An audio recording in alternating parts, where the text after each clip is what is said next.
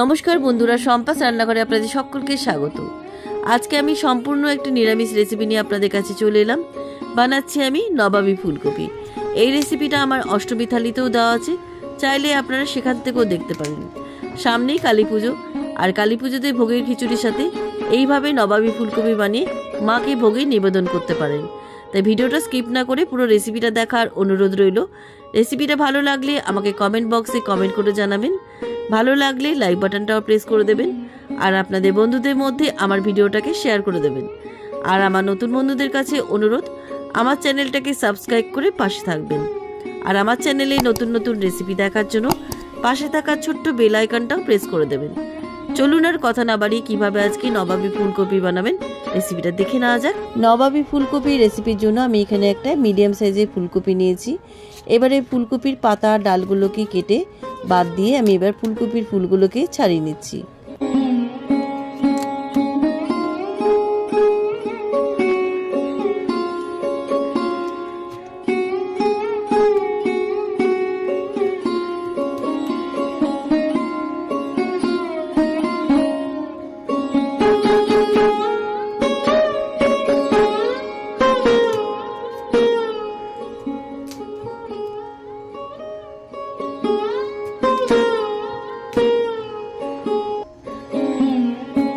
ফুলকপির ফুলগুলো আমি ছাড়িয়ে নিয়েছি।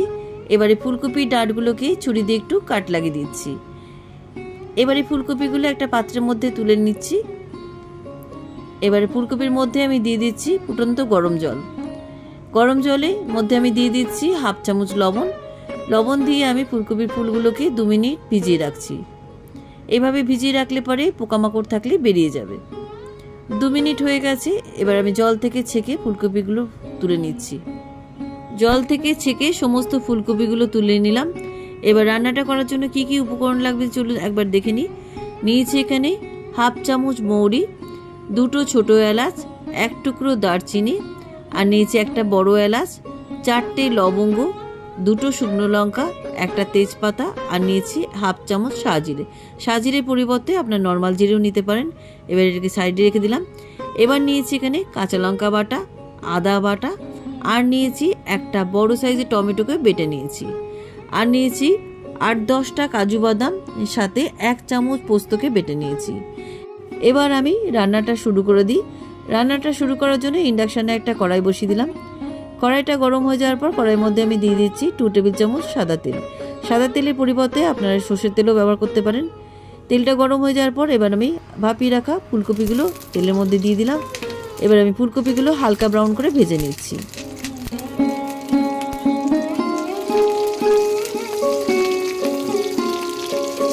ফুলকপির ফুলগুলো আমার হালকা ব্রাউন করে ভাজা হয়ে গেছে। এবার একটা পাত্রের মধ্যে ভাজা ফুলকপিগুলো তুলে রাখছি।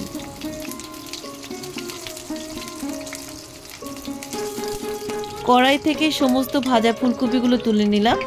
এবার এই ফুলকপি ভাজা তেলের মধ্যে দিয়ে দিচ্ছি 1 চামচ গাওয়া ঘি। ঘিটা গরম হয়ে যাওয়ার পর ফোড়নে দিয়ে দিচ্ছি 2টো শুকনো লঙ্কা, একটা তেজপাতা, একটা দারচিনির টুকরো, একটা বড় এলাচ, আর দিয়ে দিচ্ছি 2টো ছোটো এলাচ, 4টে লবঙ্গ দিয়ে দিলাম, হাফ চামচ মৌরি দিলাম, আর হাফ চামচ সাজিরে দিয়ে ফোড়নটা আমি 1 মিনিট ভেজে নিচ্ছি। তেল আর ঘিয়ের মধ্যে ফোড়নটা 1 মিনিট ভেজে নেওয়ার পর আমি এর মধ্যে দিয়ে দিচ্ছি 1 টেবিল চামচ আদা বাটা। আদা বাটা তেলের মধ্যে দেওয়ার সাথে সাথে কিন্তু খুব ছিটকোয়, তাই এর মধ্যে আমি পরিমাণ মতো লবণ দিয়ে দিলাম। লবণটা দিলে পরে আদা বাটাটা একটু কম ছিটকবে। ফোড়নের মধ্যে আদা বাটাটা কিছুক্ষণ ভেজে নেওয়ার পর আমি এর মধ্যে টমেটো বাটাটা দিয়ে দিলাম। টমেটো বাটা দিয়ে খুব ভালোভাবে সমস্ত উপকরণের মধ্যে মিশিয়ে দিচ্ছি। টমেটোর মধ্যে সমস্ত উপকরণ মিশিয়ে দেওয়ার পর আমি এর মধ্যে দিয়ে দিচ্ছি হাফ চামচ কাঁচা লঙ্কা বাটা। কাঁচা লঙ্কা বাটাটাও সমস্ত উপকরণের মধ্যে ভালো করে মিশিয়ে দিচ্ছি। টমেটোর কাঁচা গন্ধ চলে যাওয়ার পর আমি এর মধ্যে দিয়ে দিচ্ছি হাফ চামচ হলুদ গুঁড়ো।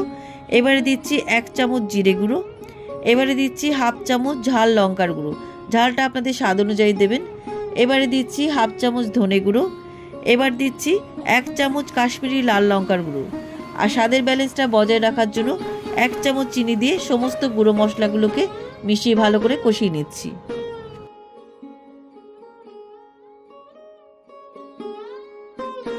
সমস্ত মশলাগুলো 3-4 মিনিট কষিয়ে নেওয়ার পর আমি এর মধ্যে দিয়ে দিচ্ছি 2 টেবিল চামচ ফেটানো টক দই। টক দইটা খুব ভালোভাবে সমস্ত উপকরণের মধ্যে মিশিয়ে দিচ্ছি। তবে টক দই দেওয়ার পর কিন্তু আঁচটাকে মিডিয়ামে রাখবেন, তা নাহলে কিন্তু টক দইটা ফেটে যেতে পারে।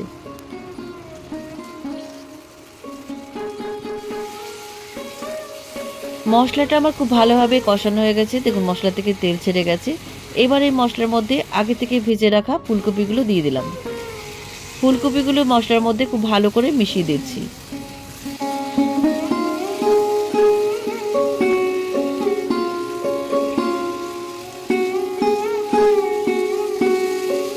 সমস্ত মশলার মধ্যে ফুলকপিগুলো কিছুক্ষণ কষিয়ে নেওয়ার পর আমি এর মধ্যে দিয়ে দিচ্ছি কাজু আর পোস্ত বাটার পেস্টটা। অল্প একটু কাজু পোস্ত বাটার বাটিতে জল ধুয়ে দিয়ে দিলাম। কাজু পোস্ত বাটার পেস্টটা দেওয়ার পর কিন্তু আঁচটাকে মিডিয়ামে রেখে অনবরত নাড়তে থাকবেন, তা নয় কিন্তু কড়াইয়ের তলায় ধরে যেতে পারে। কাজু পোস্তর পেস্টটা দিয়ে আমি 4-5 মিনিট খুব ভালো করে কষিয়ে নিয়েছি। এবার আমি এর মধ্যে পরিমাণ মতো জল দিয়ে দিচ্ছি। আমি খুব বেশি জল দিচ্ছি না, কারণ আমি গ্রেভিটা একটু ঘন রাখবো। জলটা দেওয়ার পর সব কিছুর সাথে খুব ভালো করে আমি মিশিয়ে দিচ্ছি। এবার আমি ঢাকা দিয়ে ফুলকপিগুলোকে 10 মিনিট সেদ্ধ করে নিচ্ছি। 10 মিনিট পরেই ঢাকনাটা খুলে নিলাম। দেখি ফুলকপিগুলো সেদ্ধ হয়েছে কিনা। ফুলকপির ফুলগুলো একদম সুসেদ্ধ হয়ে গেছে, এর থেকে বেশি আর সেদ্ধ করব না। আর দেখুন গ্রেভিটাও অনেকটা টেনে নিয়েছি। এবার আমি নামাবার আগে আমি দিয়ে দিচ্ছি অল্প একটু কসুরি মেথি। এবার দিয়ে দিচ্ছি 1/2 চামচ গরম মশলার গুঁড়ো আর দিয়ে দিচ্ছি 1 চামচ গাওয়া ঘি। এবার এই সমস্ত উপকরণ খুব ভালো করে মিশিয়ে দিচ্ছি।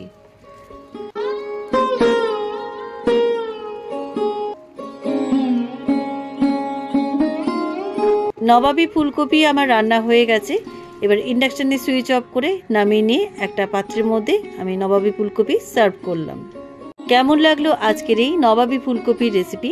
আপনারা এই রেসিপিটা ভাত, রুটি, পরোটা কিংবা আপনারা পোলাওয়ের সাথেও পরিবেশন করতে পারেন। রেসিপিটা কেমন লাগলো আমাকে অবশ্যই কমেন্ট করে জানাতে ভুলবেন না। ভালো লাগলে লাইক বাটনটা প্রেস করে দেবেন আর আপনাদের বন্ধুদের মধ্যে আমার ভিডিওটাকে শেয়ার করে দেবেন। আর আমার নতুন বন্ধুদের কাছে অনুরোধ, আমার চ্যানেলটাকে সাবস্ক্রাইব করে পাশে থাকবেন। আর আমার চ্যানেলে নতুন নতুন রেসিপি দেখার জন্য পাশে থাকা ছোট্ট বেল আইকনটাও প্রেস করে দেবেন। আজ তাহলে চলি, আবার একটা নতুন দিনে নতুন রেসিপি নিয়ে আপনাদের কাছে চলে আসব। সবাই ভালো থাকবেন, সুস্থ থাকবেন। ধন্যবাদ।